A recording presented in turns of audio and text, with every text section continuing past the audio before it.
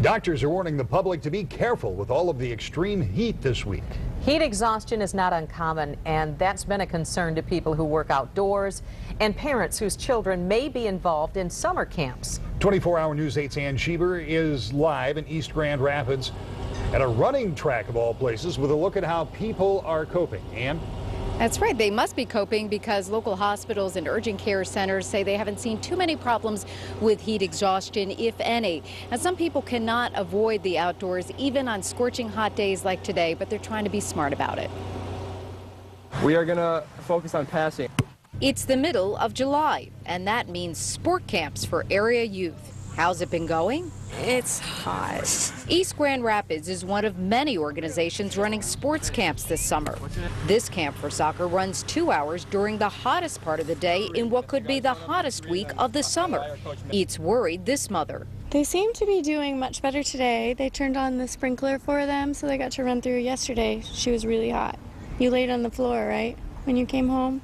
Because camps are set up months in advance and involve temporary employees and lots of participants, it's difficult to reschedule.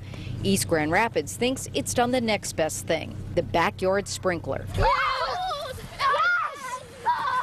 I think we're watching them carefully. I think once they're getting tired, and you can tell when they get fatigued, we're bringing them in and letting them, get a rest, and I think they're pretty on top of it. I think honestly the coaches need a little break too because it's so hot out there. Not getting as much supervision, adults.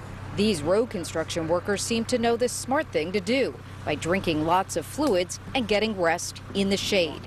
It's hard to believe anyone would want to do more than that, not the least of which running. Mark Harold says he runs 3 to 4 miles every day at lunch, temperatures notwithstanding.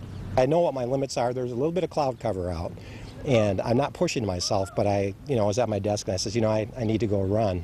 So I'm going to cut back on it, but I'm not going to get myself close to the point of exhaustion. Doctors say people need to heed the warnings of heat exhaustion, profuse sweating, shortness of breath, fatigue, dizziness, muscle cramps, and nausea. Most 8- and 9-year-olds may know the symptoms, but I think oftentimes they need to be prompted.